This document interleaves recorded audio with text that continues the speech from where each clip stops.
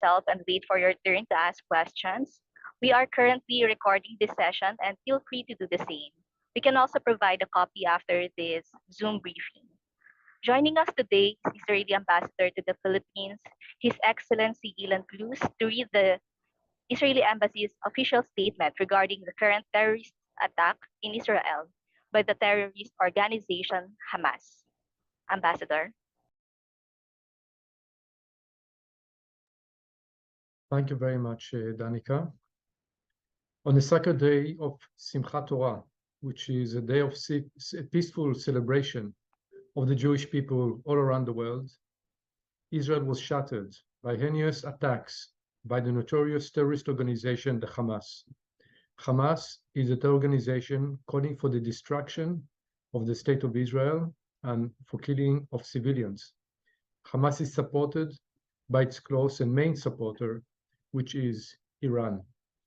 The massive terror attacks caused more than 250 Israeli casualties, more than 1,600 injured, and more than 100 Israelis who have been kidnapped and captured as hostages in Gaza. Hamas continues to fire rockets into Israel and to initiate more terror attacks into Israel. The terrorist organization entered our cities and residential homes, targeting innocent Israeli citizens, including elderly people, women, and children. The Israeli Defense Forces, IDF, is responding in order to take control over the situation, and the situation is not yet stabilized. It will have to respond to these attacks, and it will initiate a large-scale operation after the Hamas has practically announced war against Israel. This is a war. Israel has the full right to respond and protect itself, and it's the responsibility of the Israeli government and the IDF to bring safety and security to Israelis and foreigners living in Israel. In this moment of anguish, we call on our friends and allies to express strong support for Israel and to condemn these terror attacks by Hamas. We expect and we hear voices from the international community and from our close allies of condemnation of the terror attacks and expressions of support for Israel's right to defend itself and its citizens. We do appreciate the kind messages and support that Israel is receiving from our Filipino friends. As we navigate these challenging times, a resounding message reverberates. Stand with Israel, condemn the attacks by Hamas, reject terrorism unequivocally, and support the Israel right to defend itself. I would like to stop. This is the end of the official announcement. Thank you very much. Thank you, Ambassador. Now we're going to open the floor to our media friends for their questions. You may raise your hand if you want to ask Ambassador.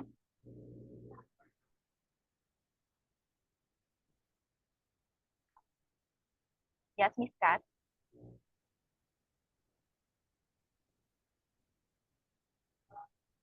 Good morning, Ambassador Katrina Domingo from ABS-CBN News. Can you hear me, sir? Yes. All right, sir. May we know, you mentioned that 100 Israeli individuals have been kidnapped, but may we know if the embassy have some information regarding supposed Filipinos who were also taken as hostages by the Hamas? So let me say that, as I said before, the situation is still, we're still in an emergency situation and things have not yet stabilized.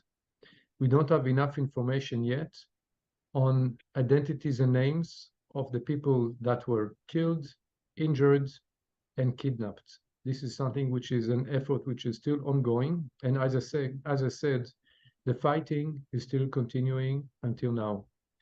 Okay. I've seen the reports of regarding OFWs being kidnapped. Let me say and stress, we have close to 30,000 Filipino OFWs in Israel. We treat them like we treat any other Israeli national.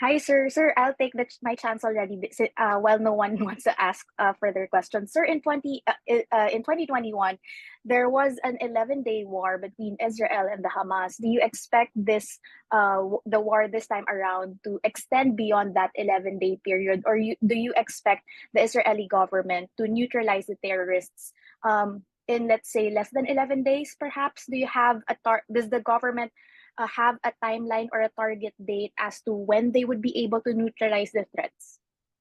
The announcement of our Prime Minister was that we are in a new situation and we are into a war. Previously, it was specific, I would say, operations. Here we're into a war with Hamas. I am not aware, and I shouldn't be aware, of the exact war plans, but it's going to be a very serious and probably unprecedented response. About the timeline, this is something that I cannot answer. As I said, this is not information that I would have now. All right, sir, I understand. Sir, but we just like to know, because in 2011, the conflict between Israel and Hamas ended in a ceasefire. Is Israel still amenable to talks for a ceasefire? Or as you mentioned, since there would be an unprecedented response, is ceasefire off the table as of the moment? I think if you see the level, look at the numbers. This never happened before, of so many casualties, of so many murdered people, so many injured, so many kidnapped, and in such a massive scale. This is unprecedented. I don't think we can compare it to anything that happened in the past. And for that reason, it's difficult to respond to how long this is going to take. The length of what it's going to take will be according to the results that IDF will be able to achieve. And as I said, the first stage is stabilize the situation in the southern part of Israel, close the borders, the fence, and then go in and make sure that the Hamas is not able to attack Israel again. Enough is enough. We have been suffering from terrorism by Hamas for too long, and this attack now is really a declaration of war by Hamas. I think more than that, it will be difficult for me to say and to predict, and we have to wait and see how things are going. I have to say that we do expect the international community, and we hear these assurances, including from the President of the United States and from others, about the right of Israel to defend itself and to fight terrorism, especially in such a scale. All right, sir, last question from my end. Sir, what supply chains or what commodities are we expecting to be affected by this latest conflict? Because we know that because of the Russian and Ukraine conflict, several agricultural products have been already affected, as well as oil prices. In terms of economic valuations, what commodities do you expect to be affected by this more recent conflict? Well, Israel is not a global producer of wheat and corn as Ukraine and Russia. Israel is a relatively small country, contributing to the economy more of technologies.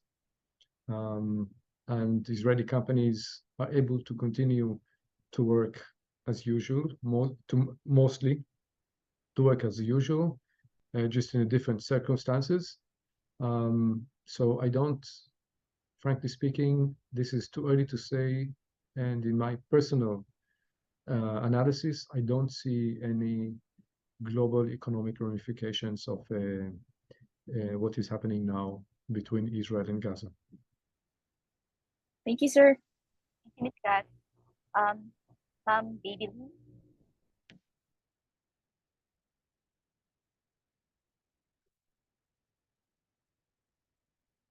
Danica, we didn't hear you. Hello, Ma'am Baby Lou. It's your turn now. Yes, good morning again. I'm sorry. Thank you, Danica and Ambassador Plus. May we just be sort of educated on these levels? You're now on a state of war. Does this follow a martial law where you will allow your citizens to just stay at home and anyone who comes out will be stopped? And what about state of emergency? How do they differ, Mr. Ambassador? We are now currently in state of emergency. There is no curfew. People are advised in the southern part of Israel to stay at home. No schools this coming in Israel. Sunday is a regular working day, so the education system would be closed today in Sunday.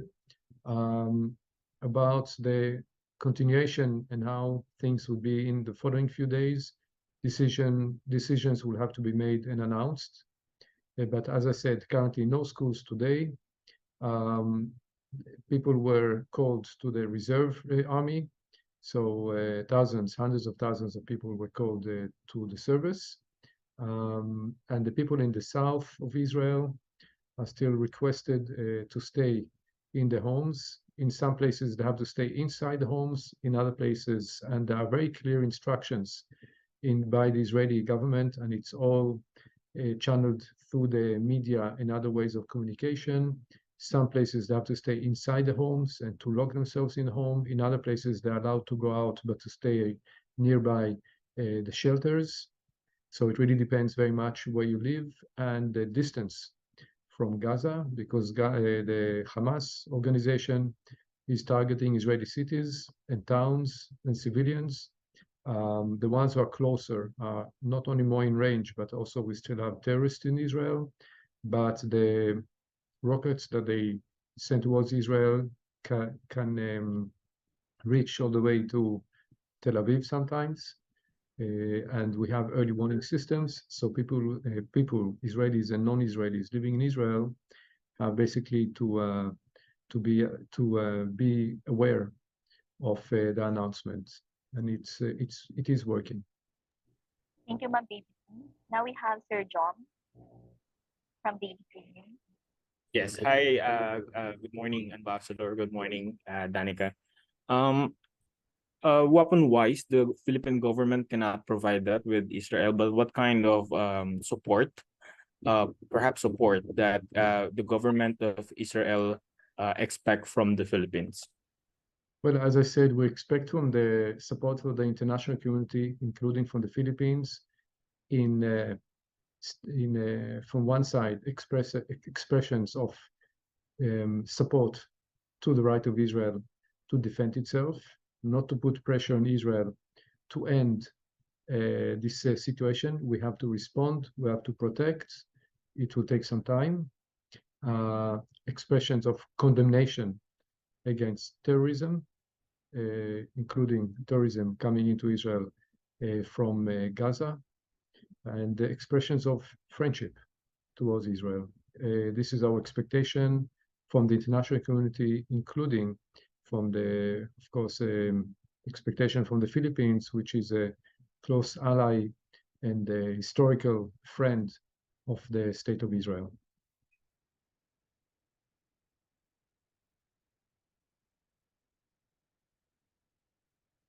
Thank you.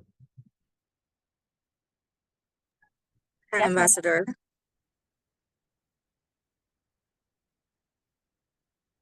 Ambassador, hi. Yes. Malu, Yes. yeah, Malu from Business Mirror. Good morning. Good morning. Good morning. I'd like to express my condolences to the people of Israel for the loss of lives since last night, since yesterday.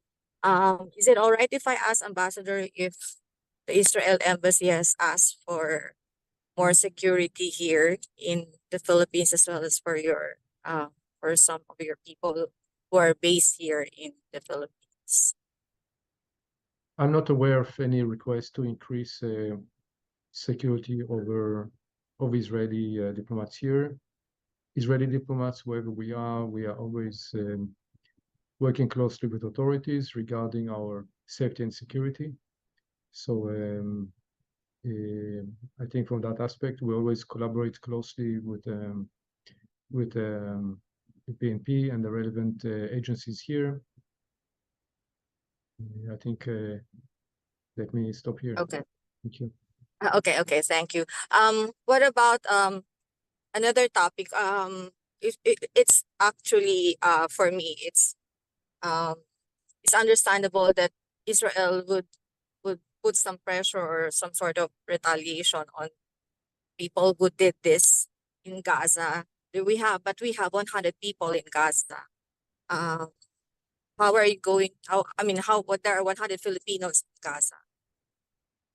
Can you help us secure our Filipino citizens in Gaza? It's important to say this is not simply retaliation. This is a war against terrorism. Secondly, also the Palestinian civilians who are not members of the Hamas, who are not Hamas operatives, they are not our enemies. Our enemy is the Hamas. And we recommend to all citizens, Palestinians and others, to keep a distance and to keep away from the Hamas.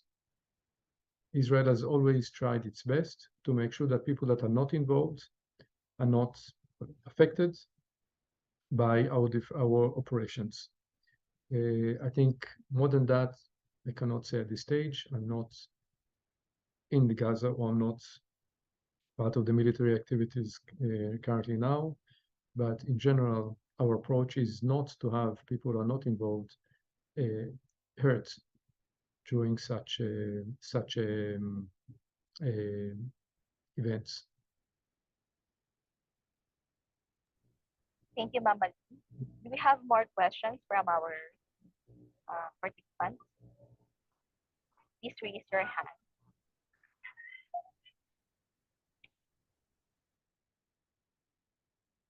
I think AP News has a question. Ma'am Malibu has a question. Yeah. Sure. Sorry, I have another question. It's possible that the Philippines will not be able to condemn the recent attack. It is because of our problems with the insurgency, Muslim insurgents. How else can the Philippines help you some ways Well, this other than that? Thank you very much. This I leave to the Philippine government to decide in what way they want to express their support to Israel, and this is a question you have to, I think, to channel to the Philippine government.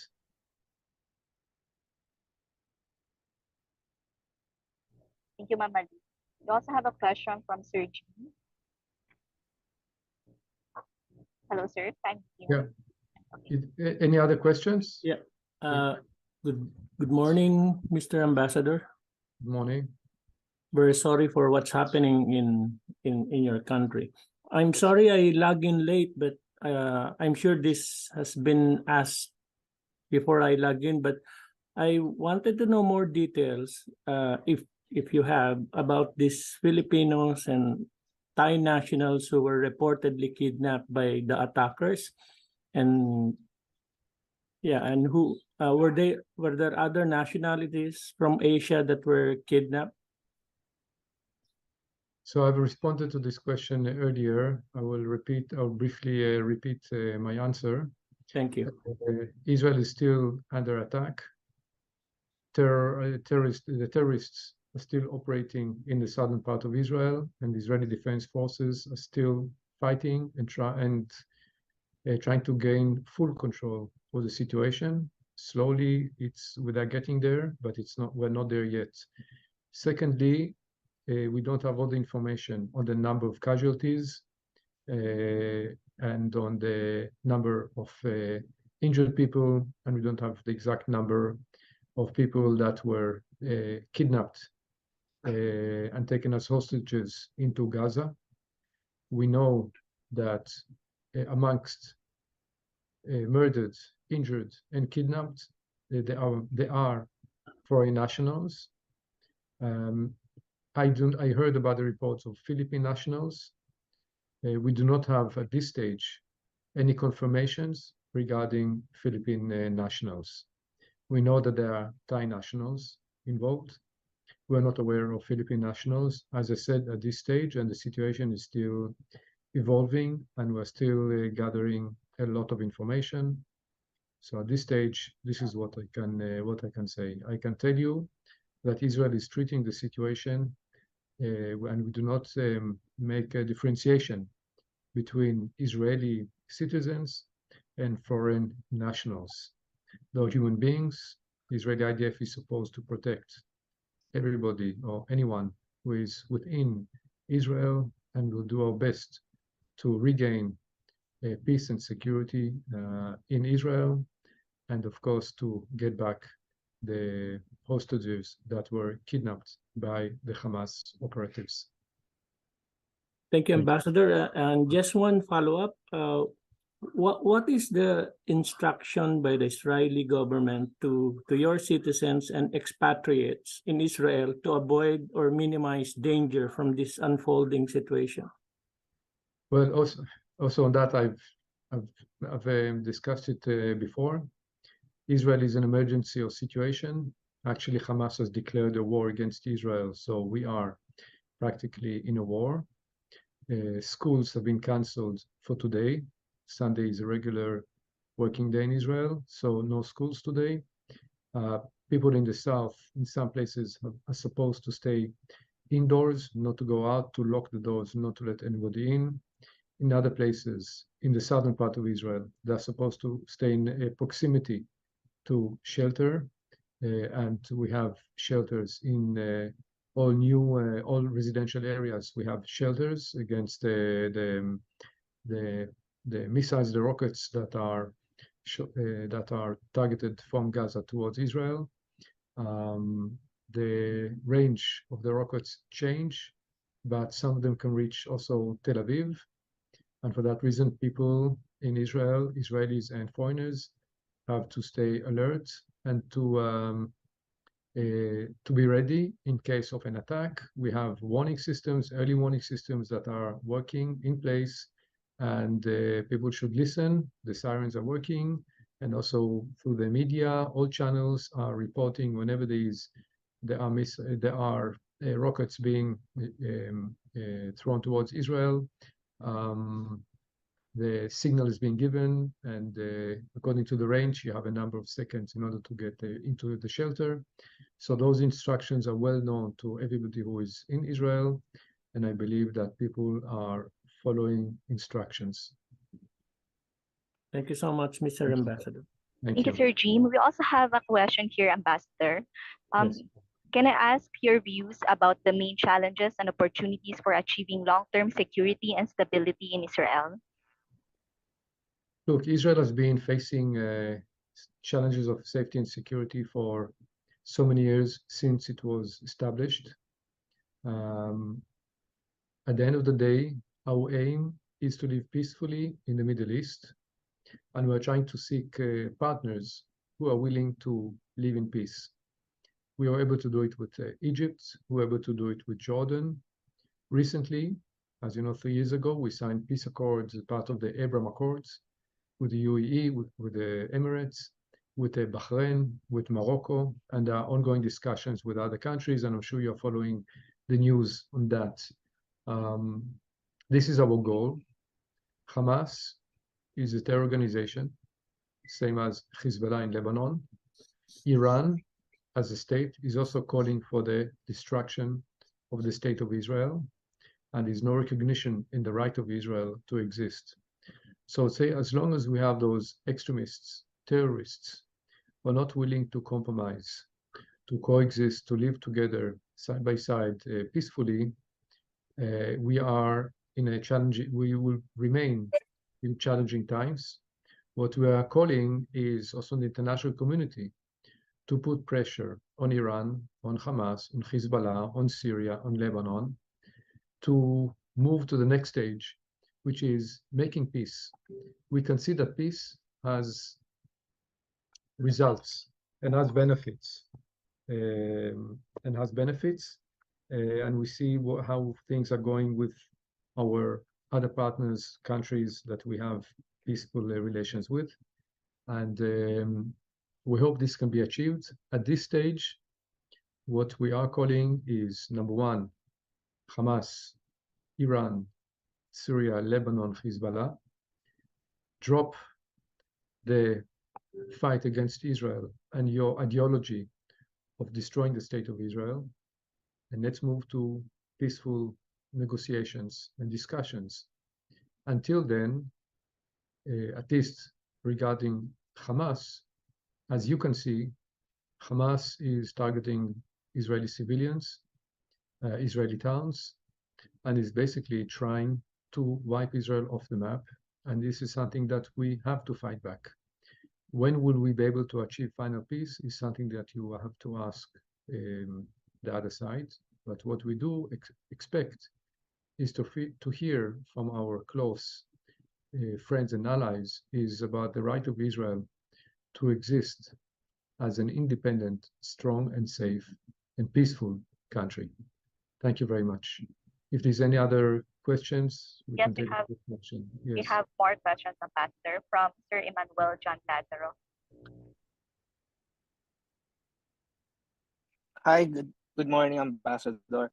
Morning. EJ Lazaro from Radyo Pilipinas. Yeah, do you have any message to Filipinos living and working in Israel and their families here during this difficult time? Also, what measures are being taken to ensure the safety of their families in Israel?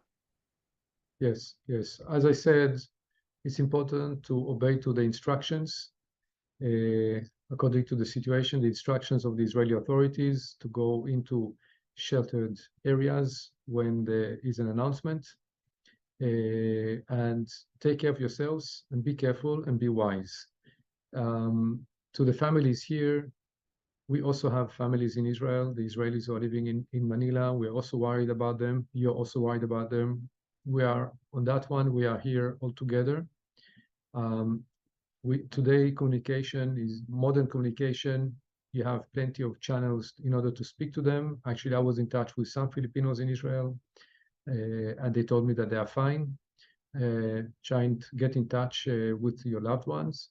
And if you're not able to get in touch with them, you can always approach us, but you can also always approach the Philippine Embassy in Tel Aviv, who has also the service for Filipino citizens living in Israel. And I'm in touch with the Philippine ambassador in Israel, Ambassador Lilo.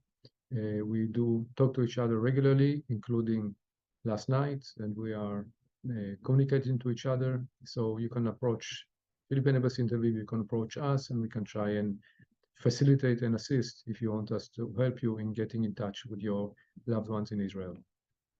Thank you. Thank you. Thank you, Mr. Lazaro. Now we have Sir Monsi Serrano from the Philippines.